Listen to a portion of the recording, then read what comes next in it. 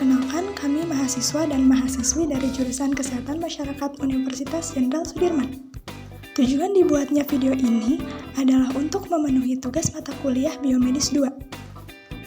Pada video kali ini, kami akan membahas suatu topik yang sangat menarik, yaitu sistem reproduksi manusia.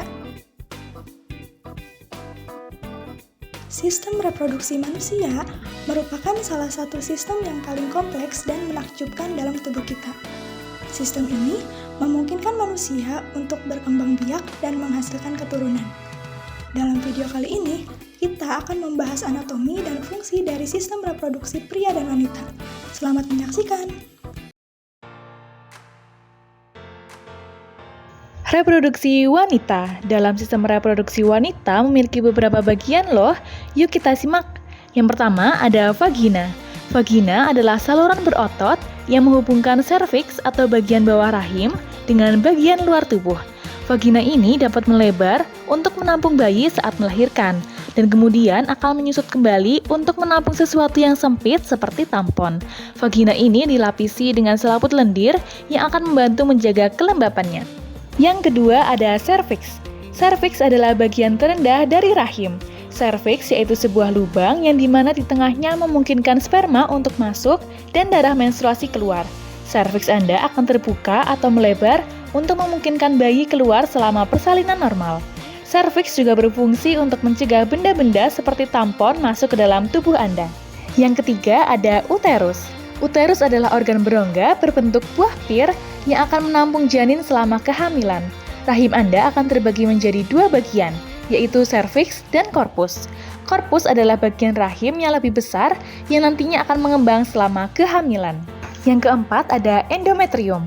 Endometrium ini merupakan bagian terdalam dari organ rahim, yang dimana nantinya akan menjadi tempat menempelnya ovum atau sel telur setelah dibuahi. Yang kelima, tuba falopi.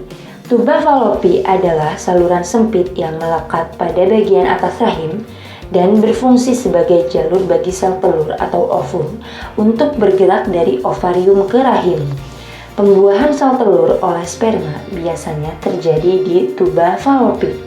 Sel telur yang telah dibuahi kemudian bergerak ke rahim. Tempat sel telur tersebut menempel pada lapisan rahim. Yang keenam, infundibulum. Infundibulum berperan dalam menangkap sel telur dan mengarahkannya ke saluran tuba falopi. Yang ketujuh, ovarium. Ovarium adalah kelenjar kecil berbentuk oval dan terletak di kedua sisi rahim. Ovarium menghasilkan sel telur dan hormon bagi wanita. Yang kedelapan, ovarium ligamen. Ovarium ligamen adalah penompang tipis seperti tali yang menempelkan ovarium ke rahim. Ligamen suspensori menempelkan permukaan lateral ovarium ke dinding panggul. Selain menompang ovarium, peran penting lain dari ligamen ini adalah membawa pembuluh darah yang memasuk nutrisi dan hormon stimulasi ke ovarium.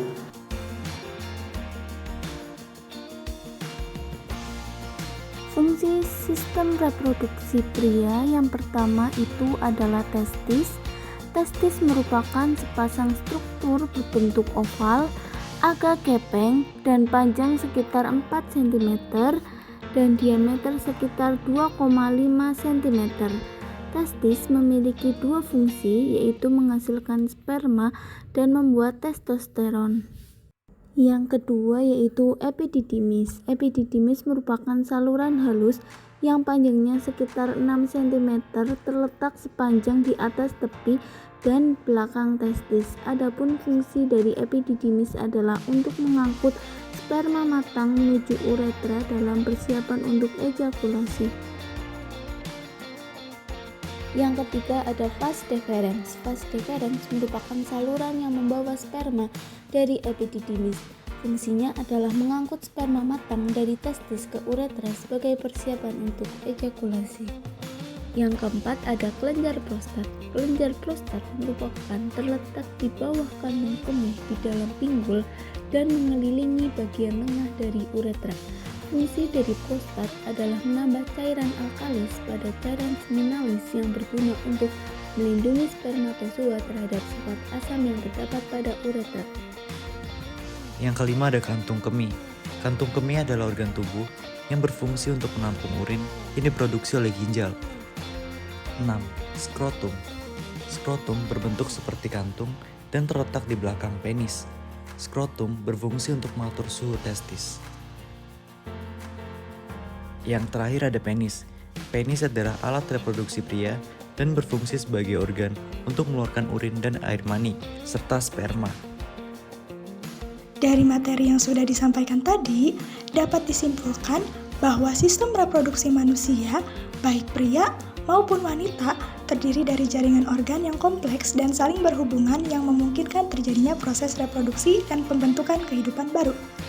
Pada pria, sistem ini fokus pada reproduksi dan pengantaran sperma, sedangkan pada wanita, sistem ini menyediakan tempat untuk fertilisasi dan perkembangan janin. Kedua sistem ini bekerja sama untuk memastikan keberhasilan reproduksi dan kelangsungan hidup manusia.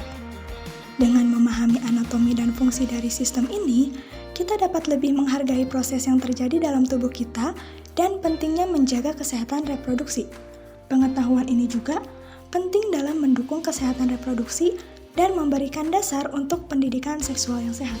Terima kasih telah menonton video ini. Tetaplah menjaga kesehatan reproduksi Anda dan selalu carilah informasi yang akurat dan terpercaya. Sampai jumpa!